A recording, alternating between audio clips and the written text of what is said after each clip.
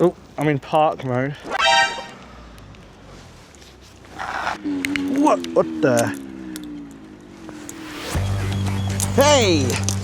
Oh, this is a super fast dual motor, chunky, off-road, dual suspension scooter. This is the VS6 Pro from Vipcoo. Right, yeah, this is the Vipcoo VS6 Pro. A monster dual motor scooter. It seems like all my scooters recently been dual motor, apart from that iScooter one. Right now, I'm on single motor eco mode. Let's just bump it up to sport mode. What the? Okay, something's decided to do something. Error. Let's turn it off again. Turn it on again. Use that.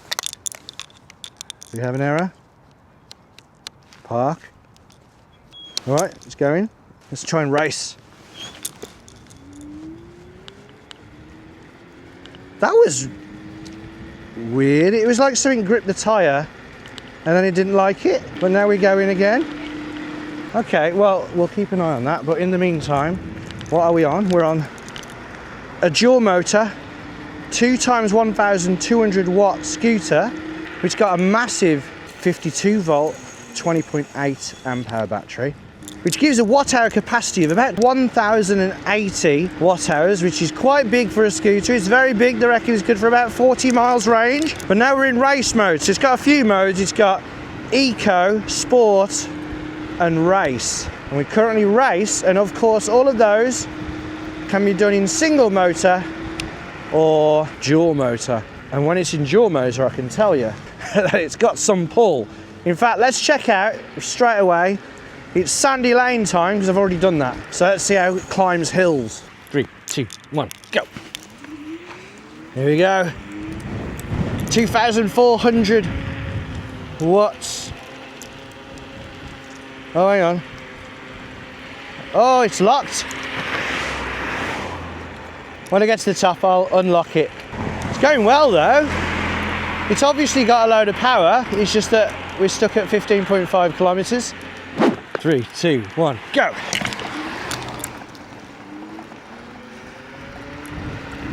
Right, that's a lot faster. 20, 23, 25, 26. Stay out on the dry.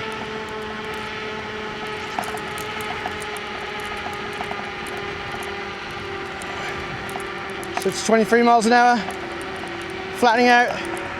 So it's easily got up, but is it going to beat any sort of records? Can he beat the DYU, the fastest e-scooter so far?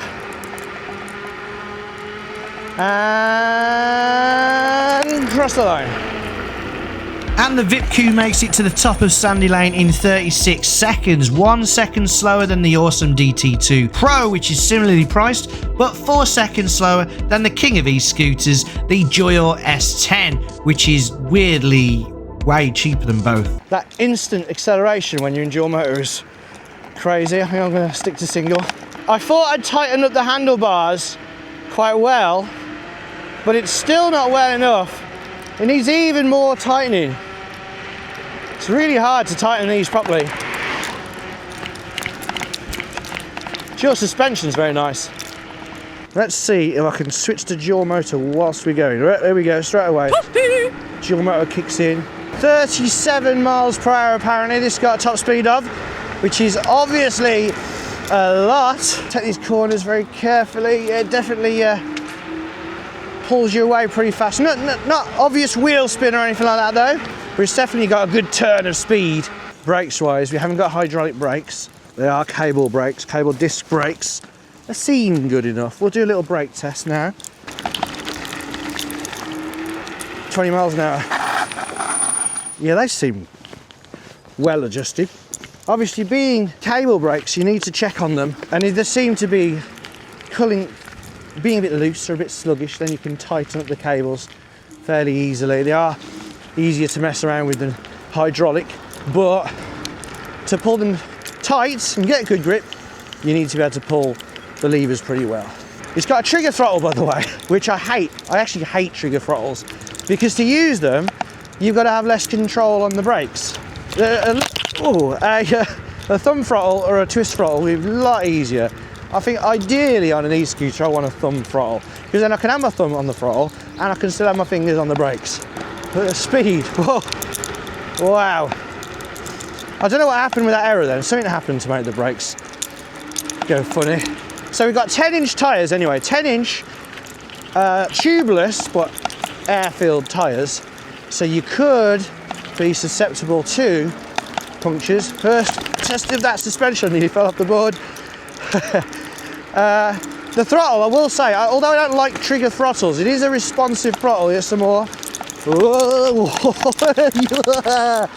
That's really good. Lots of wet leaves around here. But let's try and get some speed up. But yeah, it's got dual suspension, and with the dual suspension, those air-filled tyres, it does feel pretty comfy. Although with these fast scooters, I do like the idea of... That was fast. Right, I only got to 31 then, though, to be fair, but the path is so bumpy. It's a bit dangerous, really. I haven't got a full face helmet on. When they get quite fast, I do like the idea of being on one sitting down. Ooh, the canal. I'm wrapped up nice and warm now. When I did the hill climb, I was cold. I've got my balaclava on now. I noticed how much of a dweeb I look, but you know what? Safety first, comfort first. But yeah, you can actually adjust this throttle really well. Like, you can pull it slightly. Like right now, I'm in the fastest speed setting, and I'm using it to control my speed very nicely. Right, a bit of rough stuff. Ooh. Obviously it's going to be, you know what, I'm going to go single motor. Don't need the whole shebang down here. Trying to skid in the mud. We have got mud guards, so hopefully I won't have mud all over myself now. Of course, most e-scooters come with mud guards. Stick it back into dual motor. Well, we got a good straight now. The fringe tree coming up. 28. 31. You know what? I kind of got conscious about when we got that error and the brakes came on. I wouldn't want to get thrown off it. Just let's test this little hill. I like to test dual motor scooters on this hill. So can he go straight up? Of course he can. Easy. Easy. It feels nice, this, but I still think the boards aren't big enough. So I've got a little back kind of footrest where I've got my back foot, but I'm not really putting much weight onto my back foot. Like, I can when I need to brake, but generally all my weight's on my front foot. I'd almost want to ride it sideways like a skateboard, but with handlebars. But it feels quite kind of comfortable in terms of height and stuff. I mention this every time I'm on a scooter, an e-scooter, that I think that you get more control when it's lower. Some people think you get more control when it's higher. What do you think? Let's see how high it goes. It's a bit annoying because you've got to pull this lever and all the wires kind of get in the way of it. And then you pull it up and then that's as far as it goes. Again, the wires get in the way. So you got to kind of move them out of the way. But yeah, I'm 5'9", and that's how tall it appears with me. Right, might as well leave this open because when you fold it then, you've got a little mechanism down here. So you got to that's a light.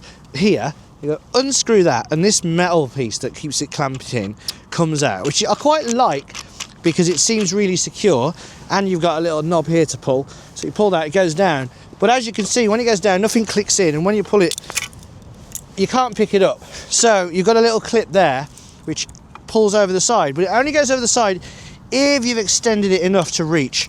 So now it can go over the side, and it's got a little notch under there that you can grip onto, and now I can lift it up. But at 31 kilograms though, it is quite heavy, so it's not the kind of e-scooter you want to take everywhere and on public transport. It is the type of e-scooter that would be better if you could just go all the way to wherever you work or wherever you need to go on. Also, as you can see, it's come back up again because it's not really secure. It doesn't really clip in anywhere. It can move side to side, so eventually it's going to come back up. You've got to be really careful. Same with getting it into a car. And then slide it in. Now it does take up a hell of a lot of room. So yeah, you might struggle to get it in a normal size car. And then to get it back up again, you obviously do the reverse. Problem is now, without holding it, that metal thing moves around a lot. So screw that in, like that, and you're ready to ride. I don't know if you can hear that flapping, but the screen, it actually folds over, like that, and that's how you access the hex bolts. And let's see how the scooter came and how easy it is to put together. And let me tell you, it's very easy to put together. A scooter-sized box, Vipcoo. That's what it's like when you open it. There it is, out the box.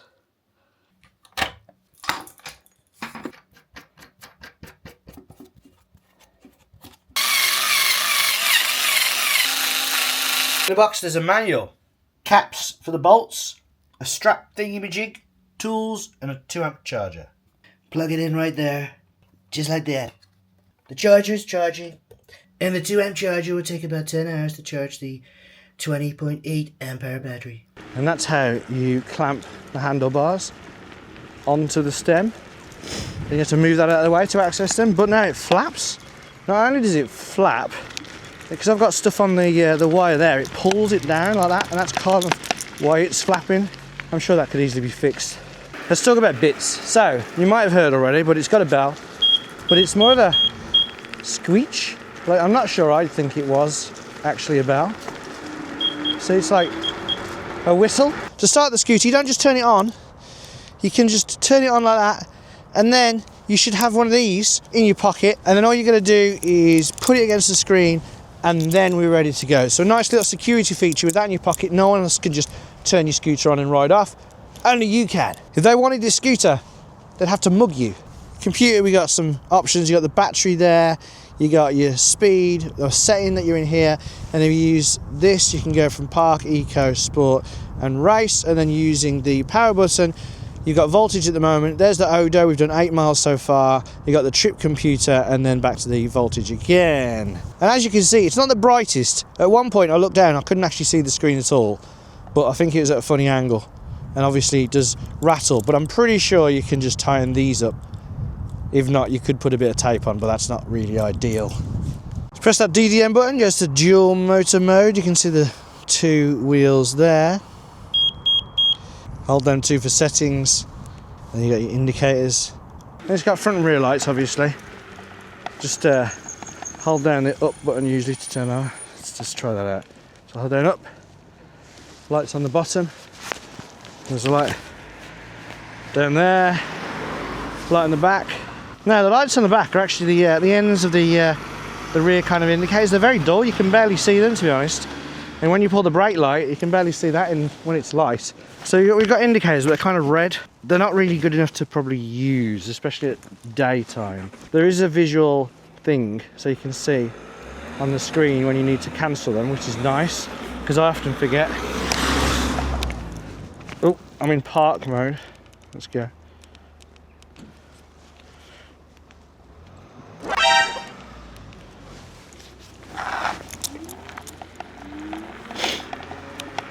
Yeah. Lights in the dark, not the brightest. Oh, you can see that they're actually amber now. You can tell the red on the back. It's got red at the back and amber there. We're in normal daylight, they're kind of all look red. Plus, they're at the side. People following you from behind won't really be able to see it that well. It's got some nice comfortable hand grips with palm rests on them. Very nice. Trigger throttle moves separately. Got a little stand. Same as all the other stands on scooters, really. Lights. Side lights. Speed wise, I've seen about 31. I haven't seen 37 just yet. It does seem to accelerate fast, but my right hand is hurting because I've constantly got to pull that trigger and then also get back to the brakes. Because when I'm pulling the trigger, it means that I can't actually grip the hand grips properly.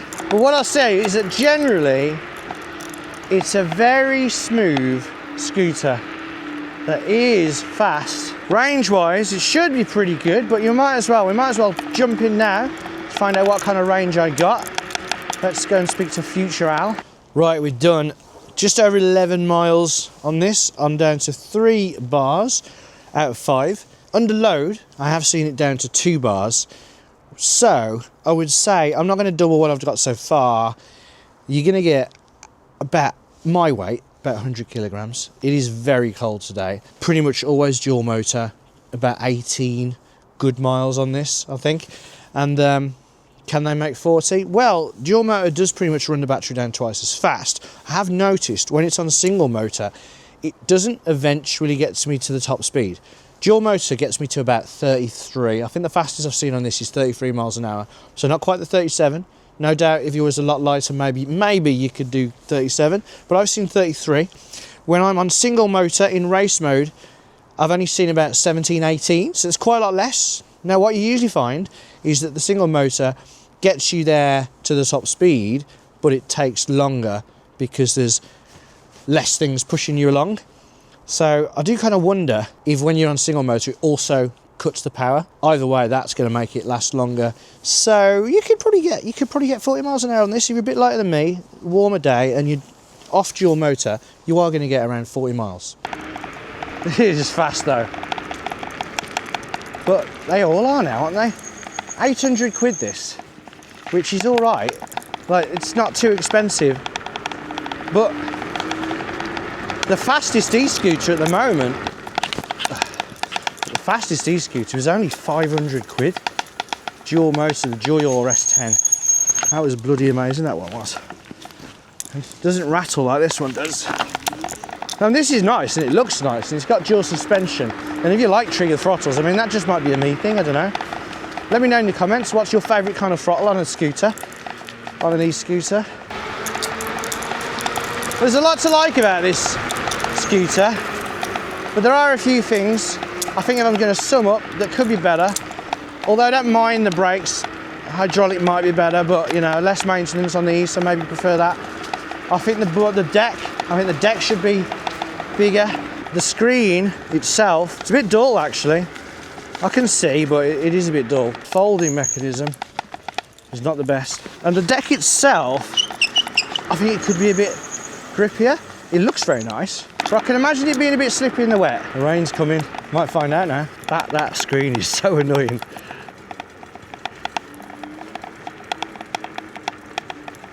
Let's see if I can catch up the car.